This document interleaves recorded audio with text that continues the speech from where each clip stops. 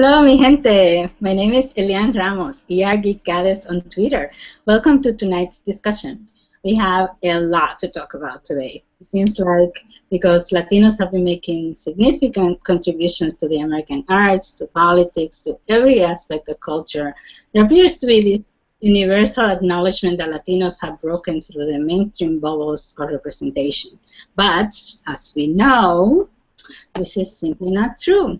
Yes, we are now the majority minority group in the United States with a record 17.4% of the population of the United States, 55 million. But you wouldn't know that by the absence of Latinos in mainstream media.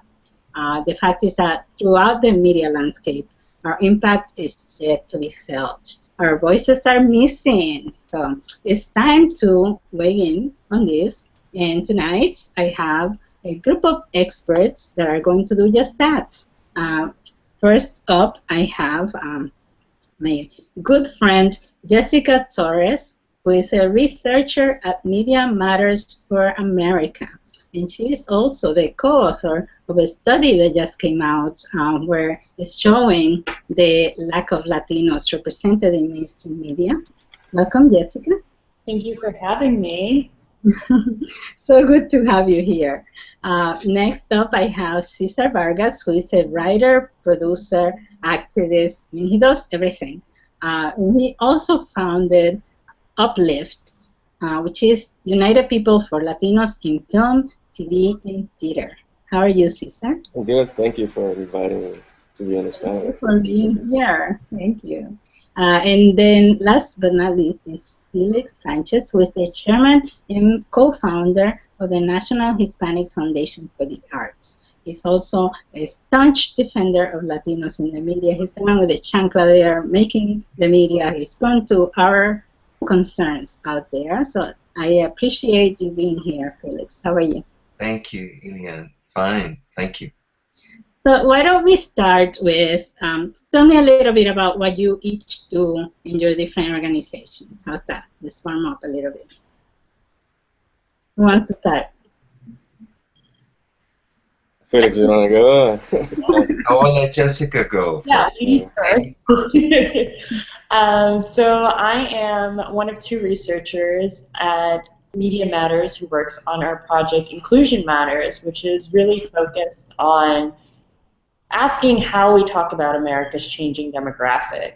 As Elian pointed out, there are almost 55, if not more, 55 million Latinos in the United States, and we're a strong base of politically active consumers, and so we're trying to figure out how we can get progressives to engage Latinos more, and also just teach the mainstream media to talk about Latinos in a more inclusive manner.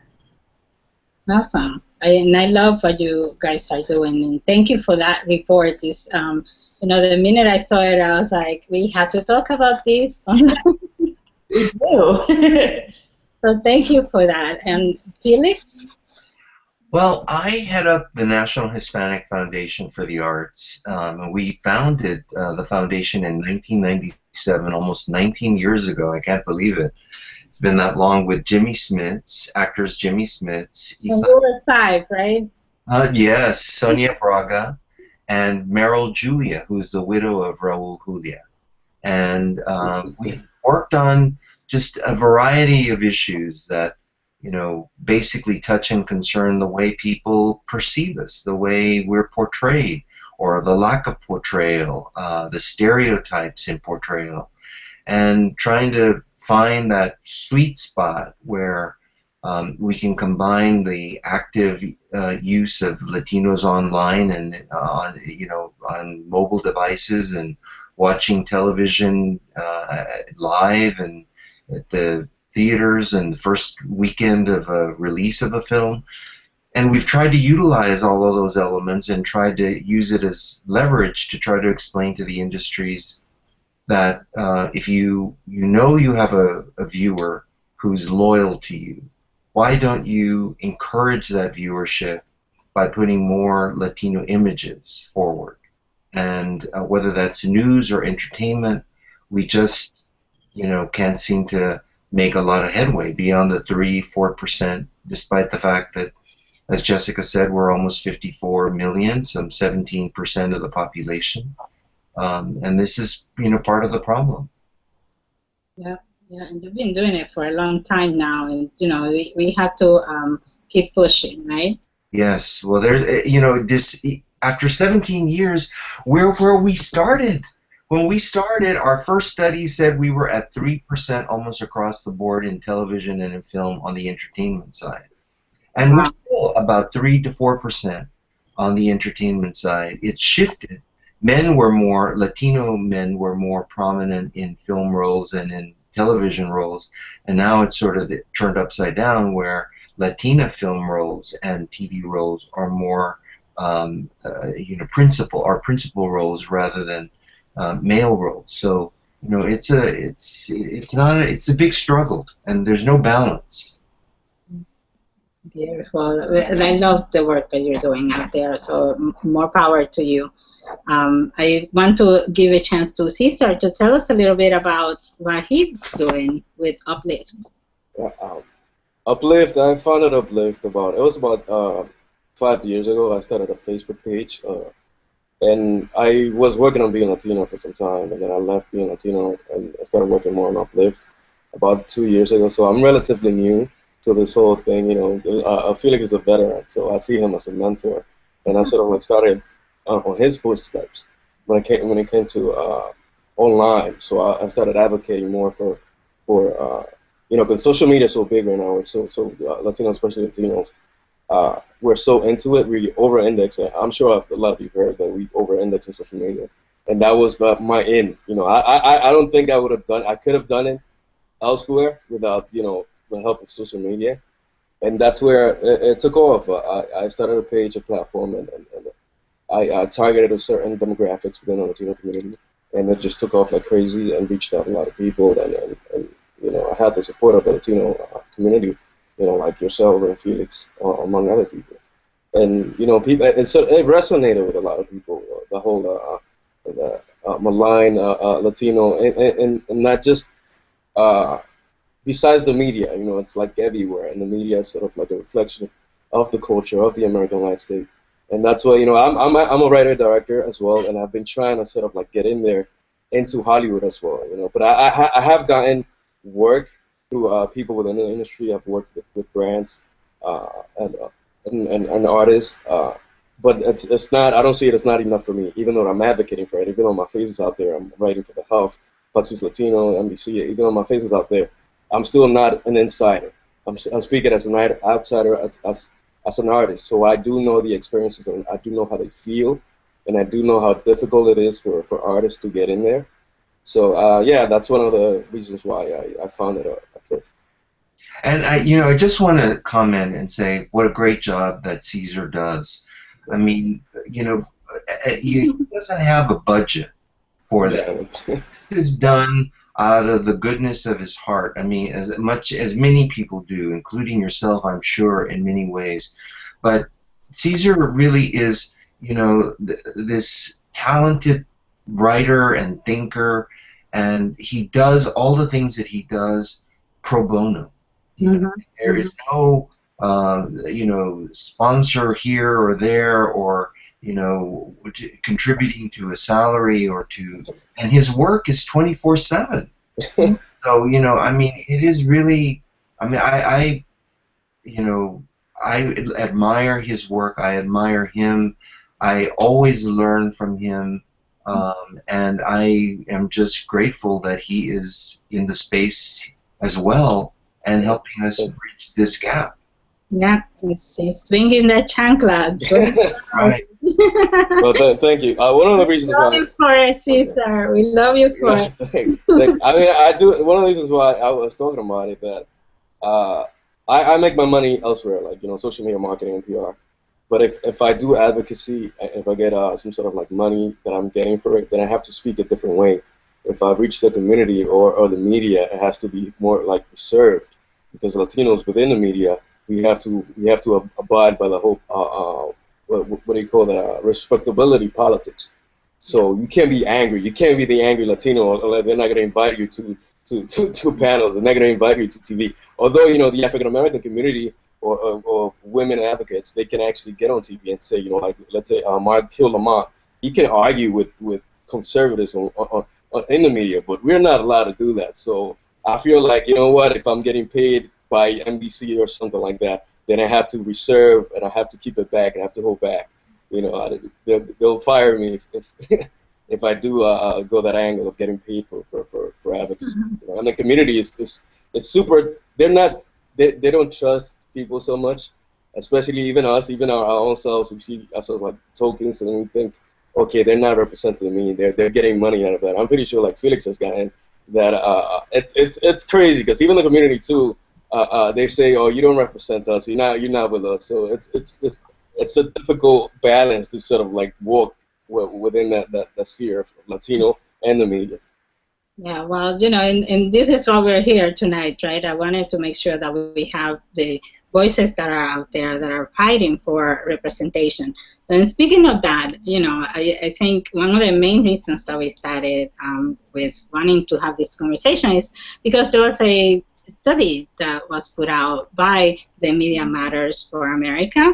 We have Jessica here, who is one of the co-authors of the study. And Jessica, why don't we talk a little bit about the findings of that study? You know, why is it so important for Latinos to be included in Sunday shows in particular? Because this is what the study was about. So what were some of the findings that you found that are so outrageous? When I saw them, I was, you know, flabbergasted. But I want to also know why it's so important to be included in these shows. And I'm going to be showing some of the graphics that you put out together with the study while you're talking. So we looked at about 4 months of data at the end of last year in 2014, and that covered the midterm elections, and, you know, everyone was talking about immigration executive action, and we found that 46% of Hispanics during that period, during the last 4 months of 2014, were invited to talk about immigration. We also found that about 79 of over 1,000 guests were Hispanics on the English language Sunday shows. So we went back and wanted to know, what does that look like now? If we were to talk about the first 4 months of 2015, would we see the same numbers? And what we found was that there was a 42% drop in the number of Hispanic guests who appeared on some of these huge Sunday English language talk shows. So we're talking about Face the Nation on CBS, we're talking about Meet the Press on NBC, we're talking about Fox News Sunday, and it's unacceptable to see a 42% drop in the number of Hispanic guests who were present in these influential conversations at the start of 2015, which coincides with all of the media frenzy around how important the Latino vote is for 2016. And so as we get closer to the elections and debate season, we definitely need to have more Hispanics at the table talking about jobs and the economy, healthcare, education, and immigration, which are the top 4 issues that Latino and Latino voters, much like the American electorate in general, have identified as priorities. And on the Spanish language shows in particular, we looked at Al Punto and Enfoque, which are both hosted by Jose Diaz-Balart and Jorge Ramos. And we found that there was still, like in the first study from the end of 2014, this overemphasis on conversations about immigration, but not the same amount of attention to the other issues that we talked about just now. So jobs in the economy, healthcare, and education. And as we know, the Affordable Care Act was huge for Latinos. It ended up helping out the insurance rate drop by almost 10% for Latinos, who are historically the most underinsured population. So you have to wonder, if this impacts Latinos as much as it does, why are we not talking about it with some of the most influential Spanish language Sunday shows? So the study is important for folks like you guys to go out into the field and say, we've suspected that this has been the case, that Latinos are talked to about immigration, and when we're not talking about immigration, we're not talking to Latinos. So that's what we found, and it's pretty alarming to see a 42% drop in the number of Hispanic guests on the Sunday English language shows. Yeah, so this is where I am a little confused because this kind of study has been done before, and actually, if I'm not mistaken, last year the numbers were higher. There was a drop this year of 40 to 42%. So why do you guys think, and I want all of you to kind of chip in here, what has happened between the last 2 quarters of last year and this year for the numbers to drop so drastically? I don't understand really what has been going on. Any guesses? Any data that you have that you can share? Well, I think it has to do with the fact that we were viewed as a single subject interest group. So if you weren't talking to Latinos about immigration, they really weren't paying attention. That was number one. Number two, once it became clear that immigration was dead, they moved off, and our numbers at the table decreased because the only time they thought about us coming onto the table to speak was about immigration. So it was a sort of a combination of reading the tea leaves and saying, well, immigration is dead, so we don't need to bring on Latinos to talk because we're talking about the economy, or we're talking about the elections, or we're talking about all these other things. And even in the example of Trump and all of the comments related to Trump, you will often see, even though he was talking about anti-Mexican immigrant comments, people pontificating about what it meant who were non-Latino. I know, it's a crazy thing. This man is insulting the whole. So that's the nonsensical part is that you would never think about having someone who talk about Black Lives Matter and not be black, or trying to explain what that means, or the issue with the campaigns, why they've not understood what that phrase meant if you weren't black. I mean, but they have no problem talking about Latinos by non-Latinos. And I mean, how paternalistic is that? I know. So, any other guesses, you guys? Cesar, I know Cesar has something to say. I was reading. I think when I took on the New York Times, what was it, a year ago? That they don't have a Latino in the newsroom, on the editorial room.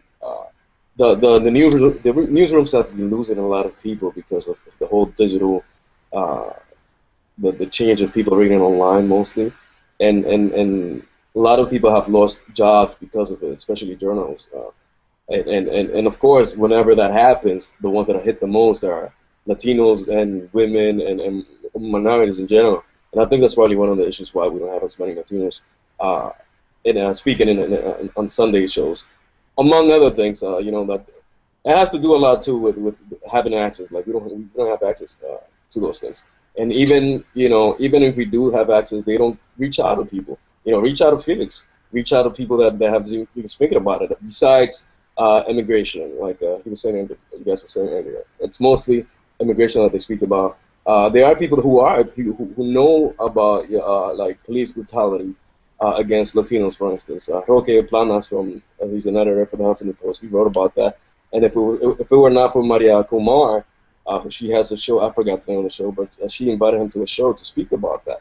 I mean, it had to be a Latina to bring Latinos in and speak about it in a national platform. So sometimes it's us. We have to push in the door and bring our people in. And then there are people who have the ability to speak fluently about these topics, but we're not getting invited. They're not getting invited. And then again, even those shows, like for example, Maria Teresa, show is on the digital network. It's not. And so, the viewership is just phenomenally thin. Mm-hmm. So, you're left with, we think of it as like three basic options: Fox, CNN, and MSNBC. And MSNBC has almost, the worst ratings.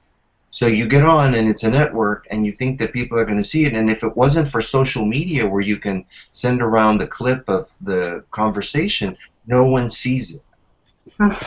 So, again, we're invisible on so many levels, and I think though that one of the bright spots, we met about a month to 6 months to 6 weeks ago with all of the network news entities in New York.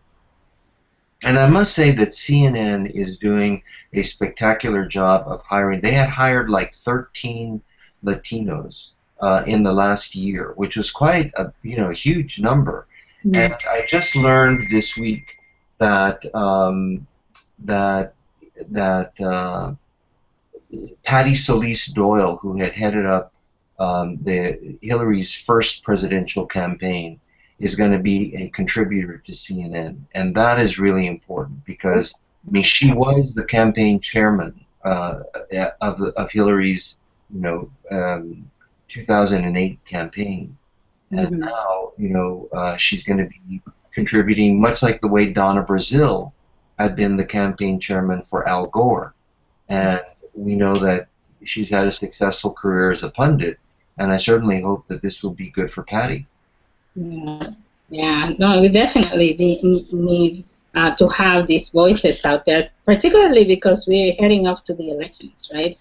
But before we jump into the elections, because that conversation is coming, but before we start talking about that, I want to point to something that you mentioned, Felix, is that the fact that we're seeing all of these decrease in inviting Latinos to be pundits at different shows, but is the same happening online? And I want all of you to talk about this. But Cesar, this is kind of like your area, right?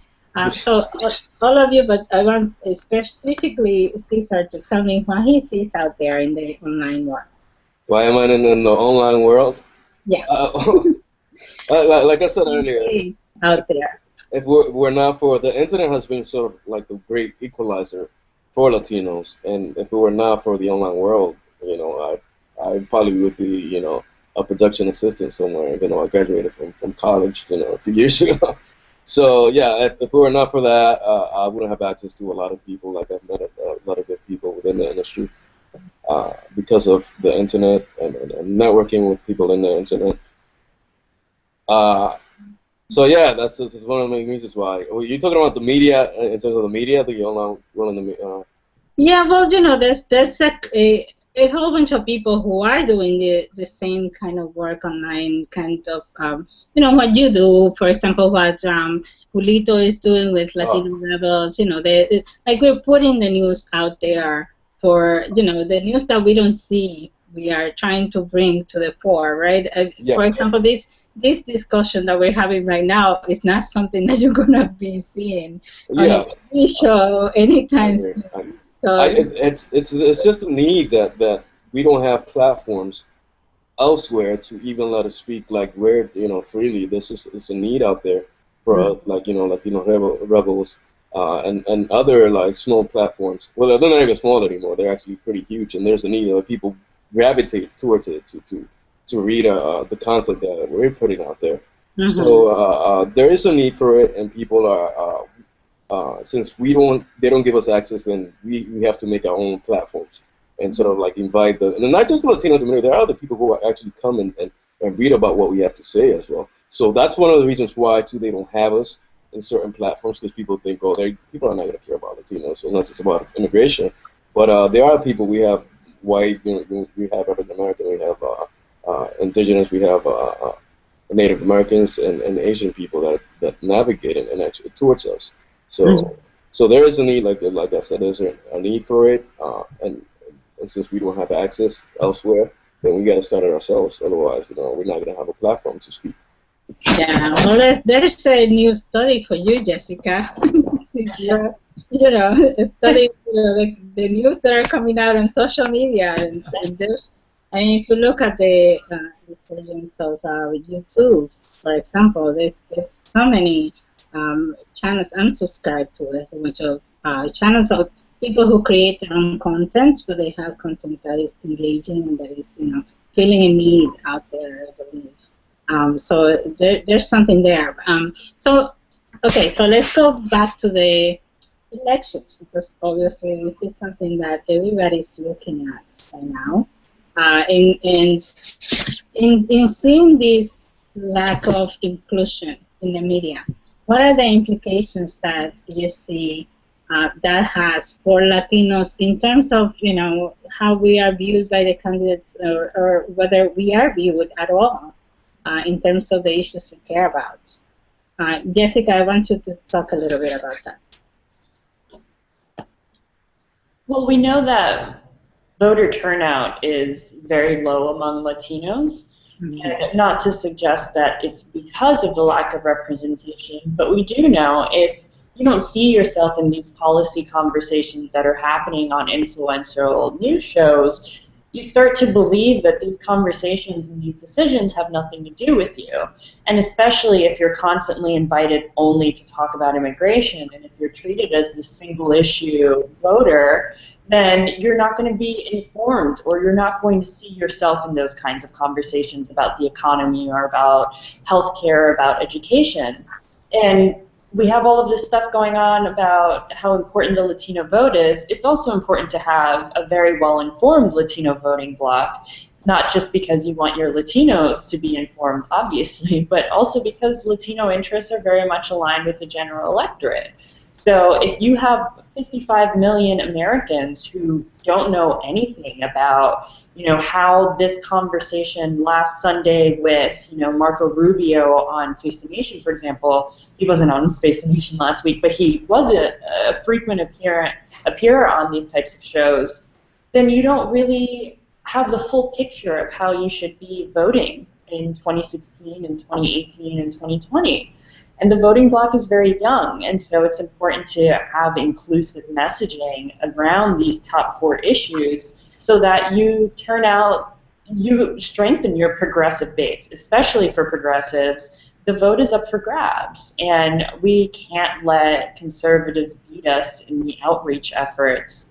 And that starts with having a more inclusive panel of people on your Sunday shows. Sure, and then to me, it's and I want to hear what Felix and Cesar have to say too. But to me, that also it's, you know, the other side of it is that we also want the candidates to see us out there demanding for some of these issues to be brought to the fore, because we want to hold them accountable too, right? I mean, for example, it's an amazing example that happened this weekend at Netroots, where, you know, there was this disruption when there were a couple of candidates at Netroots who started to talk about Black Lives Matter, and now everybody's talking about Black Lives Matter. You know, so even though Netroots is a conference and not a media platform, but I find that the effect of us being in these Sunday news shows, especially when people watching it are, you know, influencers or people who are interested in policy, has to do with that too. Like, how do we put these people on the spot to talk about the things that we care about? What do you guys think? Well, you know, you brought up a good point about Netroots, and I had read some things that there were a number of Latinos who were involved or trying to be a part of. They had reached out to Latinos because it was in Nevada. Mm-hmm. And there were issues in Nevada that Latinos wanted to talk about as well. And, you know, one group hijacks the conversation in a way, you know, and that leaves Latinos sort of, you know, without, it's like saying, well, I guess we can't discuss our issues until they discuss their issues. Whereas you know, it seems to me that why couldn't there have been an adequately devised section of where we're going to talk about Black Lives Matter and we're going to talk about Latino issues, but you know, we never seem to have parity. We're always second or third on the agenda, and if it wasn't for forums, you know, like the one you're creating here, like the one that Cesar creates, you know, the one that we try to create as well, and the one that, you know, Julio tries to create, there's no expression. And I think that we saw that with the Donald Trump issue. you know, Donald Trump comes out and makes these terrible incendiary remarks, and no one says anything. And, you know, I wrote in a piece for CNN, if he had called a woman the B word, Hillary in every campaign, you know, would have jumped all over him. But call a Mexican a rapist, and the response is, oh, he's a clown, don't pay attention to him. And so, you know, our issues never seem to be timely, legitimate, authentic, important, critical. And so we suffer from the fact that we can't control that media agenda. But unless it's sensationalism, you know, like Trump's visit to the border today, there are no Latinos, you know, out there that speak. And then when they do speak, God love them, so many of them, they are talking, or they're saying what I think they think people want them to say or to think or believe. And it's always an older generation that seems to feel that they still have to kowtow to, you know, el mayordomo, to, you know, to el jefe. And it's that mentality that we have to change within ourselves, and we can't do it when we can't be examples to, you know, a younger community to have courage, you know, because all they've seen or known in the world that they lived in is that subservience. Yeah. And we still, you know, put our heads down and bow our eyes, and that's so typical of the way that we respond to criticism or challenges or threats. And that's why I appreciate Caesar so much, because he is fearless, you know, and he tell it as he sees it. But that's my take on it. Nice. Well, you know, but there's also the part, Felix, and I'm gonna stay with you again because we've had this conversation before, and you've been on my show, and I appreciate that you keep coming back. You know, so I thank you for that. But we discussed last year the fact that, you know, this is not just a media, the news media thing. This is also happening in Hollywood. It's happening in every kind of arena. But what I see is that, for example, when there are quality Latino things, people don't go and see it. You know, usually the Latino films out there are not necessarily supported. You know, in Latino-centered sites, you know, that do Latino news, for example, are all shutting down. So what gives? What do you think is going on there? Why don't we support our own things? Well, you know, just because it's produced by a Latino doesn't mean that it's going to resonate with the Latino community. I mean, that's kind of the reality. Latinos went out in force and saw the Furious, you know, Fast and Furious franchise that was not, you know, made by Latinos, but had some Latino characters in there. And we, you know, sometimes there's a concept or a show pitched, and it doesn't, you know, it's flat. You know, it's like nobody wants to drink a soda that all the fizz is out of it. You know, it doesn't taste good. And so we have to challenge quality and originality and move away from formulaic projects that, you know, are all about Latino angst, because we saw so much of that, and we've got to find things that are, you know, comedies and rom-coms, romantic comedies, and, you know, supernatural topics, and things that are current and contemporary, you know. And I would hope, you know, Caesar can speak to this, you know, because I think he has the pulse on, you know, the generational millennial kind of perspective. And I unfortunately have to sign off because, as I mentioned to you, I have to finish a writing project. But I am so happy to be on the show and to be, you know, on with Jessica and Caesar, and I'm so glad for Media Matters and the study that they've done, and just want to thank you again for keeping this issue alive. No, and thank you for answering my call every time, and, you know, I appreciate so much the work that you've been doing. You know, we've seen the progress in for example, in the Kennedy Center, we see the progress in terms of getting our voices out there, and it's all you, Felix. So just know that you have a whole team cheering for you out here, and thank you for all you do. Thank you, guys. Bye-bye. I'll see you later. Bye. And so let's continue. Let's continue the conversation.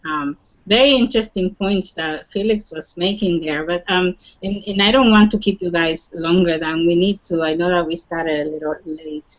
But I want to go to Jessica now. Jessica, there was a study by the Women's Media Center that talked about, the same kind of parallel issue is happening with women in the media. So do you think that is harder for a woman to get placed on a show, to get any airtime on these kind of shows? Do you have any data on that, or what has been your experience? Well, what I do know is that the representation of women, and particularly women of color and Latinas, is certainly low, which is what the Women's Media Center showed us. But I think that for us in like day-to-day life, that translates to a woman like myself or my mother or my grandmother watching news reports about things that impact them. So, a real-life example might be about, like the Planned Parenthood story that's big right now. We're not talking enough about how Planned Parenthood actually is like a key driver for women of color's health. And so when you don't see yourself in these kinds of stories that consume the media cycle, and you don't see women who look like you telling those stories, you feel left out and you tune out. And it speaks to the larger problem of Latino representation. It's really like you can drop in any of these kinds of identities. As a woman of color, as a Latino, a Latina, or however you identify, you're not seeing yourself in how the conversation is being curated, and so you're less likely to participate in that conversation, which translates into not participating in how this healthcare issue might come down into like a policy issue. And that's really problematic, and the stuff that we're highlighting in the study. When your percentages of Hispanic guests drop, that means that you and I aren't seeing each other on there. Like Cesar's not seeing himself on there, and that's a problem. Mm-hmm. And Cesar, do you feel that it's the same with millennials? And I know there's been studies that show that millennials are not even watching the news. You're getting your news online, elsewhere. So do millennials even care that they're not being seen on the screen? You're the voice of the millennials. Tell us what's going on. Since millennials are mostly online, a lot of them are sort of like leaving the TV space. They do get their entertainment. Like I said earlier, that social media has been the great equalizer for a lot of us. That when it comes to Vine, when it comes to YouTube, Facebook, there are a lot of Latinos and people of color who have careers in there, and if it were not for social media, they wouldn't have gotten out there. And millennials, when it comes to not just Latino and people of color, even white millennials have embraced these Latino and black personalities when it comes to social media, because they're putting good content out there, or content that they want to see, content that resonates with them. That, like Jessica was saying, that it's not just solely about Latino issues. If you want to see something that you can relate to it, most people, millennials, they don't care what face it is. If you put a Latino out there, they'll watch it, or as long as it's funny, as long as it's entertaining. So that has been what I've seen, what I've noticed in social media. There's a lot of Latino superstars out there, like LeJuan James, Jesse Smiles. So we do have a lot of, we don't. It's not like it is in mainstream media. So luckily, for social media that we have. So now, this is like la pregunta del millón, no, the $1 million question. How do we hold media accountable for this? Because we can have these conversations amongst ourselves forever, forever and ever. I know this is the second time in a year that I have spoken about this, and and the numbers keep coming down, and it's not really changing. But how do we change this? How do we hold mainstream media accountable for what is going on in terms of representation? Ideas. Well, Jessica was saying earlier that they put the studies out there, and people like me and Felix and Julio, we go out there and sort of like beat people over the head. I don't want to say beat people over the head with it. Well, that's like we have to go. We have to go out there and sort of like tell people, hey, this is what's happening. Because one thing is to you're a professor or you're doing studies and you're putting it out there. You have to do it in sort of like a passive voice. If you do it in an active voice, then people are gonna say you're being biased. You're being, you have to be careful with that. So then there are people that, like Julio and his writers and my writers as well. They come out here and we say, once the facts are presented, then we can say as advocates, this is wrong, and you guys have to do something about this. So for me, the way that I've been doing it is, I write articles. And I tell the NPR, you have a diversity issue. You have no right. You're being hypocritical when you're talking about the New York Times. And I tell them we're gonna boycott you if you don't apologize to us or if you're not as inclusive. Who are you to look down? Not just NPR. It's just like newsrooms and the media in general. So yeah, I go out there and I write about it. I write rants about it. And how about you, Jessica? What do you think we should be doing? Felix was talking about earlier that I have younger writers that are saying, if I didn't have the platform that you're providing for me, I wouldn't have a voice out there, and they're sort of like inspired by it. So there are people out there that do want to speak about it, but they don't have the access to it. So we make these platforms, and then we bring other Latinos with us. Like even people in the media that have been doing too. They sort of like include us in there. When it comes to Adrian Carrasquillo, Brian Janas, they reach out to other Latinos within the community to write about certain things. So, I appreciate that. I'm glad that we have that out there too. So we gotta open doors and then bring others with us. That's the way that I see it. Yeah, well, I see kind of like a little boys club there. Is there for girls in the? We do have to work on that to sort of like. Because we do when I do I tell people, we have spaces for you to submit your work. Come and submit it, and there are people that we have to do it in a way for even for Latinos, the media, and for women, we have to do it in a way that they're comfortable. And I think it's probably the verbiage, the words that we're using, that they might not feel as comfortable with being in certain environments or platforms. But you're right, it's sort of like somewhat of, but there are women too who have their own platforms within social media, but you are correct that we have to work on that to bring more women to speak up. So Cesar for the boys. Now let's hear what Jessica has to say for the girls. On behalf of all women. Yes, all women. I mean, I think that Cesar is right, and you have to open the door and like leave it open behind you. But I think the other piece of this is you have to create these studies, and I'm very happy that Media Matters has been great about the Inclusion Matters project, because there is a space within the progressive sphere that's just not being tapped into enough. And so we need those hard numbers to be able to say, like, yes, we were right, there aren't enough Hispanics on these types of shows. And once you show that these studies are useful for advocates like yourselves, then we can keep doing this, and we can keep building up that body of data that we can share among our networks and that we can use to like really hold media outlets accountable. It's not just the Sunday shows that have a problem, it's the newsrooms. And if you're not including these diverse perspectives, you're not telling the whole story, and you're just doing yourself an injustice by not expanding the base of possible contributors who can tell a richer and definitely crucial story, not just during the election cycles, but all the time. And that's exactly what we're trying to do here. I know that's the passion of yours, of each one of you.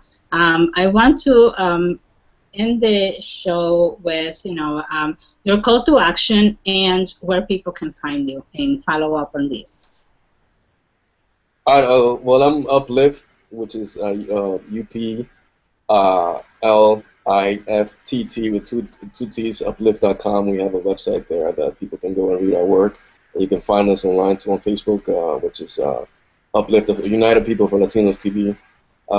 United People for United People for Latinos TV film and theater. You can find us there, and as well as Twitter with the Uplift handle. Yeah, so they can reach out to us there and find our work. Awesome. And Jessica? You can follow me on Twitter at Jess, A-L-T, which is short for Altagracia because Dominican. Here.